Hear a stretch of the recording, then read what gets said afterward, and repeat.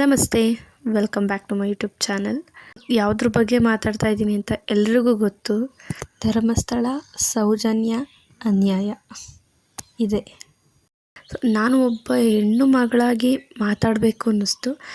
ಹಾಗಾಗಿ ವಿಡಿಯೋ ಮಾಡ್ತಾಯಿದ್ದೀನಿ. ಈ ಎಲ್ಲ ಸೋಷಿಯಲ್ ಪ್ಲ್ಯಾಟ್ಫಾರ್ಮಲ್ಲೂ ಇದೇ ವಿಷಯ ನಡೀತಾ ಇದೆ ಅನ್ನೋದಕ್ಕೆ ಕಾರಣ ಏನು ಅಂದರೆ, ಇದ್ರ ಬಗ್ಗೆ ವಾಯ್ಸ್ ರೇಸ್ ಮಾಡಿರೋದು ಒಬ್ಬ ಮುಸ್ಲಿಮ್ಸ್ ಅನ್ನೋ ಇದರಿಂದ. ಆಮೇಲೆ ಅವರು ಹಿಂದೂ ದೇವಾಲಯಗಳ ಬಗ್ಗೆ ಮಾತಾಡಿದ್ದಾರೆ ಅನ್ನೋ ವಿಷಯದ ಬಗ್ಗೆ ಚರ್ಚೆ ಆಗ್ತಾ ಇದೆ ಹೊರತು ಆ ಹೆಣ್ಣು ಮಗಳ ಬಗ್ಗೆ ಅವ್ರಿಗೆ ನ್ಯಾಯ ಸಿಕ್ಕಿಲ್ಲ ಅನ್ನೋದ್ರ ಬಗ್ಗೆ ಯಾರೂ ಮಾತಾಡ್ತಿದ್ದಾರೆ. ಅದ್ರ ಬಗ್ಗೆನೂ ಕೆಲವೊಬ್ಬರು ಮಾತಾಡ್ತಿಲ್ಲ ಅಂತ ನಾನು ಹೇಳ್ತಾ ಇಲ್ಲ. ಬಟ್ ಆದರೂ ಜಾಸ್ತಿ ವಾದ ಆಗ್ತಾ ಇರೋದು ಅಂದರೆ, ಇಲ್ಲಿ ಮುಸ್ಲಿಮ್ಸ್ ಯಾಕೆ ಮಾತಾಡ್ದ ಅನ್ನೋದೇ ವಾದ ಆಗ್ತಾ ಇದೆ. ಆಮೇಲೆ ಯಾಕೆ ಹಿಂದೂ ದೇವಸ್ಥಾನದ ಬಗ್ಗೆ ಯಾಕೆ ಮಾತಾಡ್ದ, ಇದು ವಿಚಾರ ಆಗ್ತಾ ಇದೆ ಹೊರತು ಆ ಹೆಣ್ಣು ಮಗಳ ನ್ಯಾಯದ ಬಗ್ಗೆ ಮಾತೆಲ್ಲೂ ಬರ್ತಾ ಇಲ್ಲ. ಅದು ತುಂಬ ಬೇಜಾರಾಯಿತು. ಪೊಲೀಸರ ಒಂದು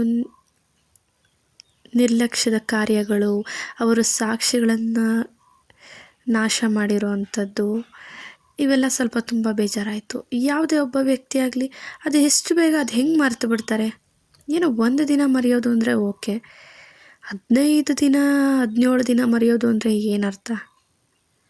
ತುಂಬ ಬೇಜಾರಾಯಿತು. ಯಪ್ಪ, ದಿನಕ್ಕೆ 3 ಹೊತ್ತು ತಿನ್ನೋದು ಯಾರೂ ಮರೆಯಲ್ಲ.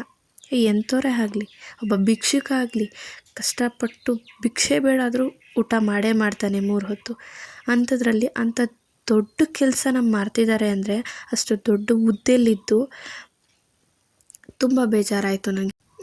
ಎಂಥ ದೊಡ್ಡ ಯೂಟ್ಯೂಬರ್ಸ್ ಎಲ್ಲ ಇದ್ರ ಬಗ್ಗೆ ತುಂಬ ಮಾತಾಡ್ತಾ ಇದ್ದಾರೆ.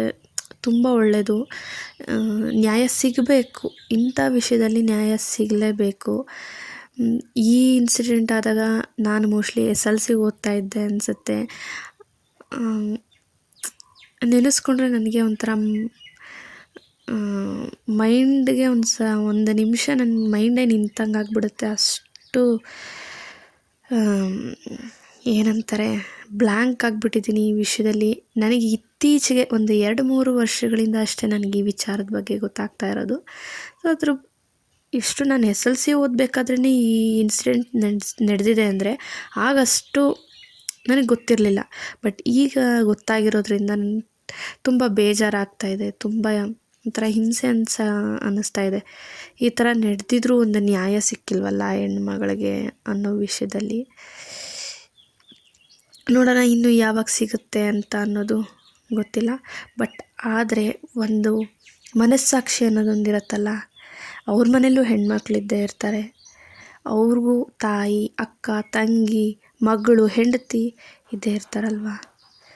ಈ ಮೂಲಕ ಅವ್ರನ್ನ ನೋಡಿದಾಗಾದರೂ ಅವ್ರಿಗೆ ಒಂದು ತಲೆಗೆ ಹೋಗಬೇಕು ಈ ವಿಷಯ. ನಮ್ಮ ಮನೇಲಿ ನಡೆದಿದ್ದರೆ ನಾವು ಹೀಗೆ ಸುಮ್ಮನೆ ಇರ್ತಿದ್ವಾ? ಈಗಲೇ ಈ ರೀತಿ ನೆಗ್ಲೆಕ್ಟ್ ಮಾಡ್ತಿದ್ವಾ?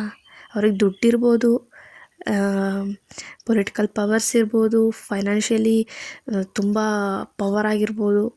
ಆದ್ರೂ ಮಾನವೀಯತೆ, ಮನುಷ್ಯತ್ವ, ಒಂದು ಮನಸ್ಸಾಕ್ಷಿ ಅನ್ನೋದೊಂದಿರುತ್ತಲ್ಲ, ಅದು ನೋಡ್ಕೊಳುತ್ತೆ. ಅವ್ರು ಸಾಯೋ ತನಕನೂ ಅದು ಒಂಥರ ಹಿಂಸೆ ಒಳಗಿದ್ದೇ ಇರುತ್ತೆ.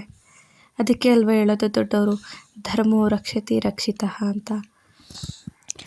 ಧರ್ಮನ ನಾವು ರಕ್ಷಣೆ ಮಾಡಿದ್ರೆ ಧರ್ಮ ನಮ್ಮ ಎಲ್ಲಿದ್ದರೂ ರಕ್ಷಣೆ ಮಾಡುತ್ತೆ ಅಂತ ಹೇಳ್ತಾರಲ್ಲ, ಹಾಗೆ ನ್ಯಾಯ ಒಂದಲ್ಲ ಒಂದಿನ ಸಿಕ್ಕೇ ಸಿಗುತ್ತೆ. ಬಟ್ ಅದಕ್ಕೆ ತಡ ಆಗ್ಬೋದಷ್ಟೇ, ಆದರೆ ಸತ್ಯ ಯಾವತ್ತೂ ಸಾಯಲ್ಲ.